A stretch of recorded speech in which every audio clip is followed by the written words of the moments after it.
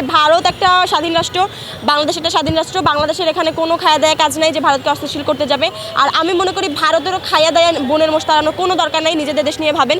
বাংলাদেশের মানুষ যেটা করতেছে, বাংলাদেশের সরকার যেটা করতেছে, সেটা বাংলাদেশের কথা চিন্তা করেই করতেছে এবং বাংলাদেশের ভালোভাবেই চিন্তা করতেছে। আপনাদের এটা নিয়ে মাথা ঘামানোর কোনো দরকার নেই। নিজেদের দেশে মন দেন, নিজেদের দেশে কাজ করেন, নিজেদের দেশে উন্নতি করেন। এটা অপপ্রচার বলছেন আপনারা? অবশ্যই অপপ্রচার। আমরা বিগত 15 বছরের রেজিমে দেখেছি যে ভারতের সাথে সুসম্পর্ক বাংলাদেশের ছিল, সেটা কীরকমের যে একতরফাভাবে, মানে বাংলাদেশ শুধু দিয়ে গেছে, ভারত নিয়ে গেছে, এই নেওয়ার মাধ্যমে তাদের সাথে আমাদের একটা সম্পর্ক ছিল। এখন এই মানে ইন্টারিম গভর্নমেন্ট থাকাকালীন অবস্থায় যদি ভারতের সাথে সুসম্পর্ক বজায় রাখতে চায় তারা, সেটা অবশ্যই রাখতে পারে, কারণ ভারত আমাদের প্রতিবেশী রাষ্ট্র। কিন্তু তার আগে ইন্টারিম গভর্নমেন্টে নিশ্চিত করতে হবে যে বাংলাদেশে গণহত্যা চালানো যেই ফ্যাসিবাদী সরকার বা ফ্যাসিস্টরা ছিল, তারা সেখানে আশ্রয় নিয়েছে, তাদের ব্যাপারে ভারত সরকার আসলে কী ধরনের সিদ্ধান্ত নেবে, এটা নিশ্চিত হওয়ার পরে হচ্ছে ইন্টারিম গভর্নমেন্ট ভারতের সাথে একটা সুসম্পর্ক বজায় রাখতে পারে। এবং এই সুসম্পর্ক বজায় রাখার ক্ষেত্রে তাদেরকে আগে চিন্তা করতে হবে যে সেখান থেকে বাংলাদেশ লাভবান হবে কিনা। শুধুমাত্র যে বাংলাদেশ দিয়ে যাবে, ভারত নিয়ে যাবে, বা ভারত একটা দাদাগিরি ফলিয়ে বাংলাদেশের সাথে সম্পর্ক রাখতে চাবে, এই ধরনের কোনো সম্পর্ক ইন্টারিম গভর্নমেন্ট যদি রাখে, সেটার বিপক্ষে আমি মনে করি যে আমাদের বৈষম্যবিরোধী প্ল্যাটফর্ম কথা বলবে। গভর্নমেন্টের সাথে আসলে ভারতের কী ধরনের সম্পর্ক এটা গভর্নমেন্ট জানে। আমি যেহেতু গভর্নমেন্ট না, আমি দেশের সাধারণ নাগরিক হিসেবে কথা বলছি। তো সেই ক্ষেত্রে আমি বলবো যে বাংলাদেশের সাধারণ মানুষের ভারতের প্রতি যে ক্ষোভ, সেই জায়গাটা হচ্ছে বাংলাদেশের যে দ্বিতীয় স্বাধীনতা, আমরা 24-এর এই জুলাই বিপ্লবকে বলে থাকি।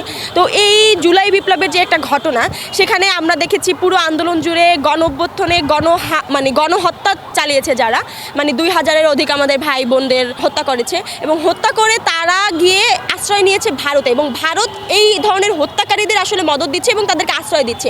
সেই জায়গা থেকে বাংলাদেশের সাধারণ মানুষজন আসলে মনে করে না যে ভারত আমাদের কী ধরনের সহযোগিতা করছে, কিংবা ভারতের সাথে আসলে আমাদের সম্পর্কটা নিয়ে মানুষের মনে যেই ক্ষোভটা তৈরি হয়েছে বা যেই প্রশ্নের জায়গাটা উঠেছে, আসলে এই জায়গাকে মানে এই গণহত্যার পরে এই গণহত্যাকারীদের আশ্রয় দেওয়াকে কেন্দ্র করেই আমি মূলত মনে করি যে মানুষের মনে এই প্রশ্নটা দ্বিতীয়বার যাচ্ছে যে ভারত আমাদের বন্ধু রাষ্ট্র বা প্রতিবেশী রাষ্ট্র হিসেবে কী ধরনের ভূমিকা পালন করছে।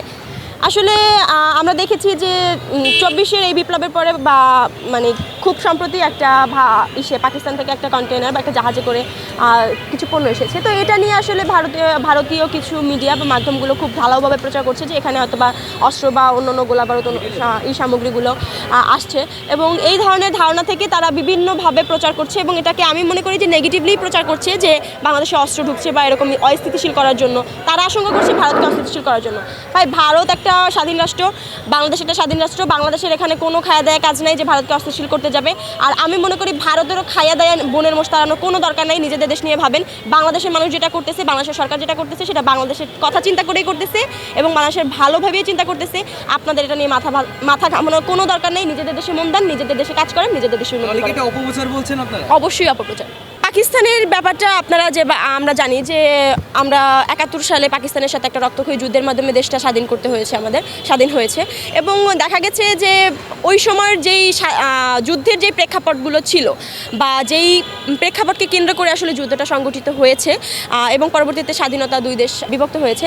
তো সেই ইতিহাসটা আসলে আমি বলতে চাই যে সেই ইতিহাস থেকে আমরা অনেক সামনে এগিয়ে এসেছি। এখন একটা দেশের সাথে একটা দেশের যুদ্ধ হয়েছে এবং স্বাধীনতার এই 50-এর বেশি মানে বছর পেরিয়ে গেছে, সেখানে সেই জায়গায় দাঁড়িয়ে আসলে আমরা ওই স্বাধীনতা মানে যুদ্ধটা কেন হয়েছে এটা ধরে রেখে আসলে আমরা চলতে পারবো না।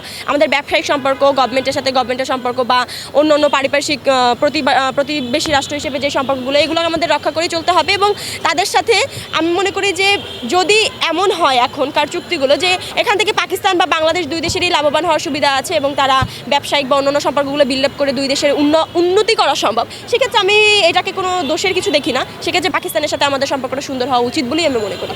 আমরা বিগত 15 বছরের রেজিমে দেখেছি যে ভারতের সাথে সুসম্পর্ক বাংলাদেশের ছিল, সেটা কীরকমের যে একতরফাভাবে, মানে বাংলাদেশ শুধু দিয়ে গেছে, ভারত নিয়ে গেছে, এই নেওয়ার মাধ্যমে তাদের সাথে আমাদের একটা সম্পর্ক ছিল।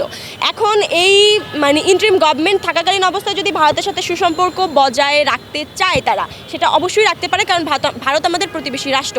কিন্তু তার আগে ইন্টারিম গভর্নমেন্টে নিশ্চিত করতে হবে যে বাংলাদেশে গণহত্যা চালানো যেই ফ্যাসিবাদী সরকার বা ফ্যাসিস্টরা ছিল, তারা সেখানে আশ্রয় নিয়েছে, তাদের ব্যাপারে ভারত সরকার আসলে কী ধরনের সিদ্ধান্ত নেবে, এটা নিশ্চিত হওয়ার পরে হচ্ছে ইন্টারিম গভর্নমেন্ট ভারতের সাথে একটা সুসম্পর্ক বজায় রাখতে পারে এবং এই সুসম্পর্ক বজায় রাখার ক্ষেত্রে তাদেরকে আগে চিন্তা করতে হবে যে সেখান থেকে বাংলাদেশ লাভবান হবে কিনা। শুধুমাত্র যে বাংলাদেশ দিয়ে যাবে, ভারত নিয়ে যাবে বা ভারত একটা দাদাগিরি ফলিয়ে বাংলাদেশের সাথে সম্পর্ক রাখতে চাবে, এই ধরনের কোনো সম্পর্ক ইন্টারিম গভর্নমেন্ট যদি রাখে সেটার বিপক্ষে আমি মনে করি যে আমাদের বৈষম্যবিরোধী প্ল্যাটফর্ম কথা বলবে।